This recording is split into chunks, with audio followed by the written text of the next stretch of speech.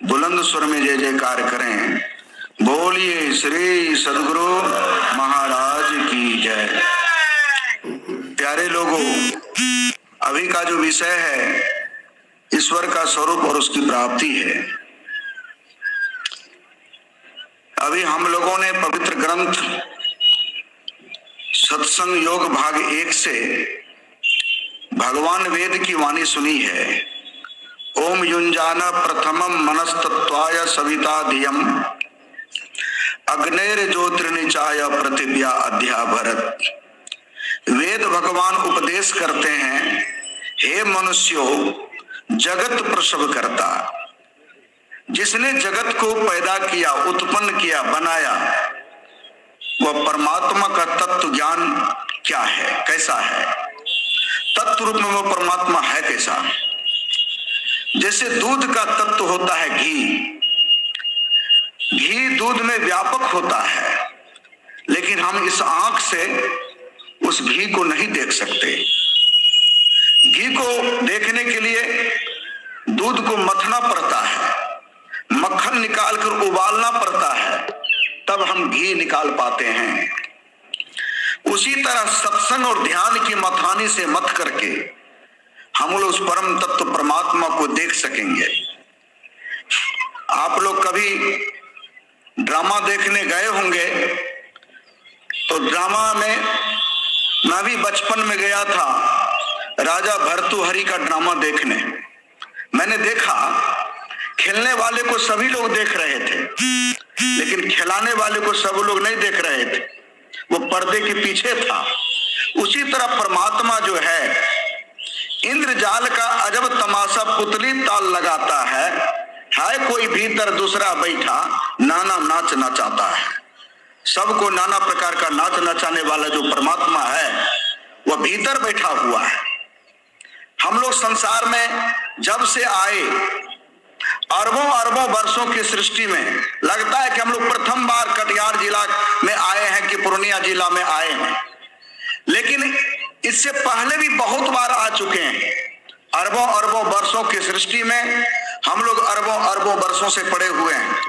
हर एक जन्म में जन्म लेते हैं, फिर कुछ दिन रहते हैं और फिर एक दिन मर जाते हैं।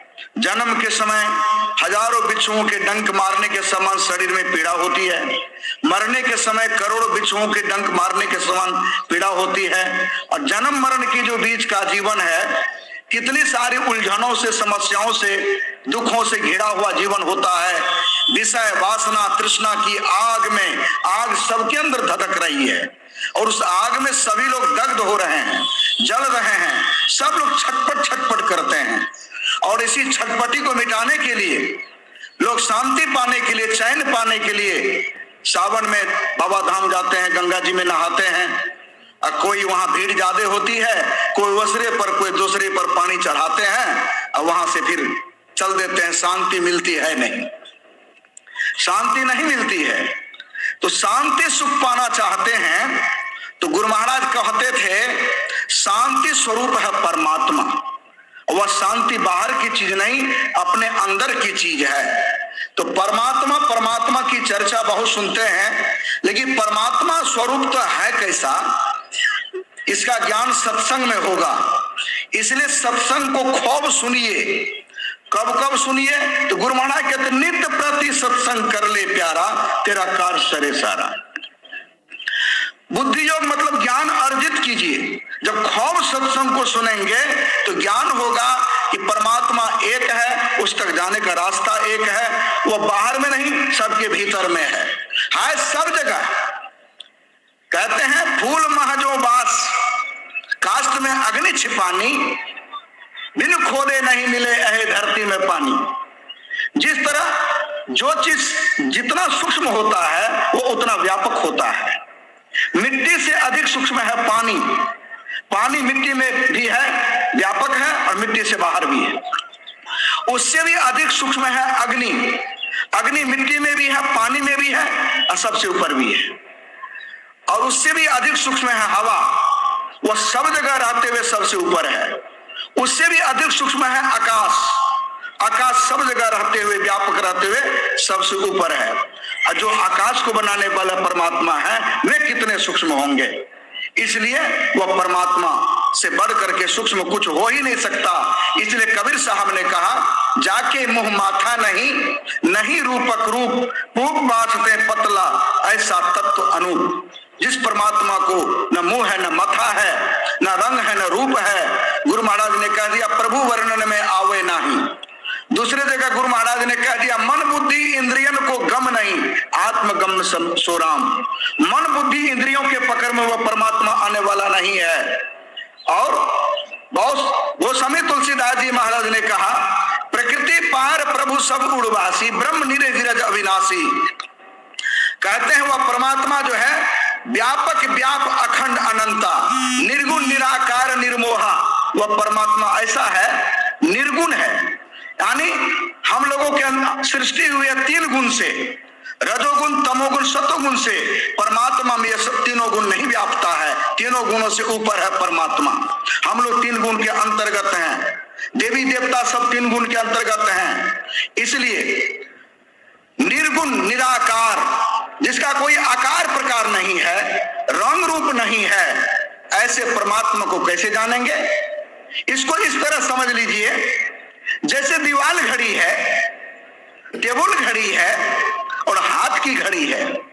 जिस यंत्र से आप दीवाल घड़ी के कलपुर्जों को खोल लेंगे, पकड़ लेंगे, जिस यंत्र से आप टेबल घड़ी के कलपुर्जों को खोल लेंगे, पकड़ लेंगे, क्या उस यंत्र से हाथ की घड़ी के कलपुर्जों को खोल सकेंगे, पकड़ सकेंगे? नहीं, क्योंकि दीवाल घड़ी का कलपुर्जा मोटा मोटा होता है, टेबल घड़ी का कलपुर्जा मोटा मोटा होता है, मोटे मोटे यंत्र के पकड़ में आ जाता है। उसी तरह परमात्मा ने इंद्रियों को बहिर्मुखी बनाया है।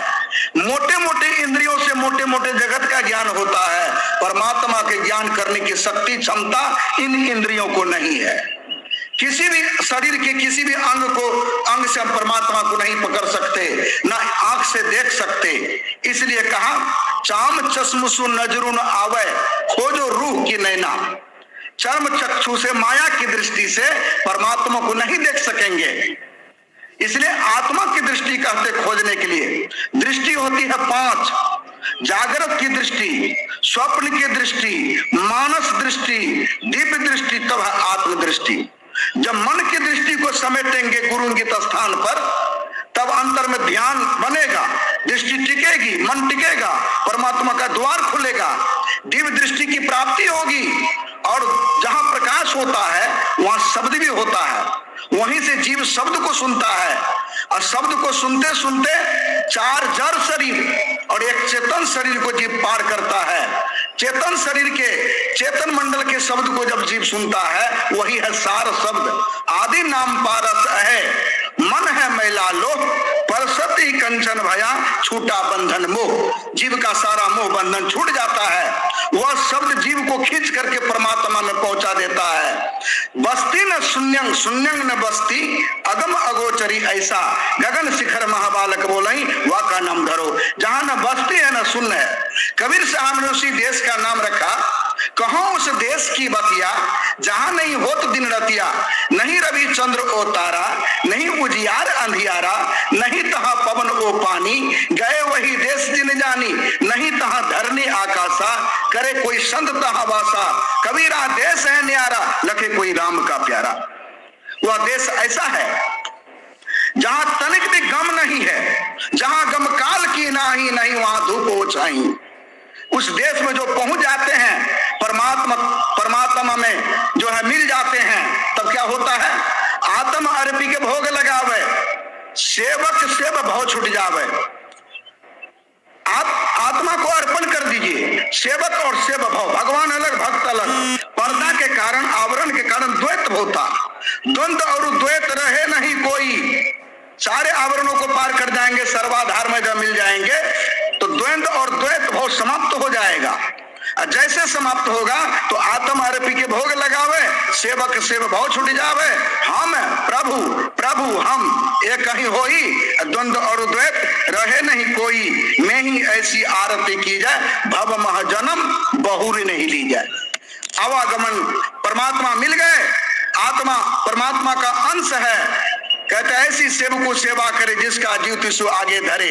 ये आत्मा परमात्मा का अंश है, आत्मा को परमात्मा मिला दीजिए, यही सर्वोपरि सेवा है। और जैसे सूर्य के प्रकाश से सूर्य का ज्ञान होता है, उसी तरह जब सारे आवरण सभी आवरण जब उतर जाएगा तो आत्मा के प्रकाश से आत्मा का ज्ञान होता है और आत्मा से ही परमात्मा का ज्ञान होता है। इसलिए यह बहुत उत्तम ज्ञान है। सत्संग की बातों को सुनिए और यह पवित्र काम, परमात्मा अति पवित्र है। यह पवित्र काम करने के लिए अति पवित्रता की आवश्यकता है। पवित्रता के लिए झूठ ना बोलें, चोरी ना करें, नशाओं का सेवन नहीं करें, हिंसा नहीं करें और व्यभिचार कर्म पंच पापों से अपने आप को बचा कर रखें और आपस में मेल प्रेम से रहें और सदाचार का पालन करते हुए गुरु के ज्ञान को अपने जीवन में उतारेंगे। आपका मानव जीवन धन्य और सार्थक होगा। बोलिए श्री सद्गुरु महाराज की जय।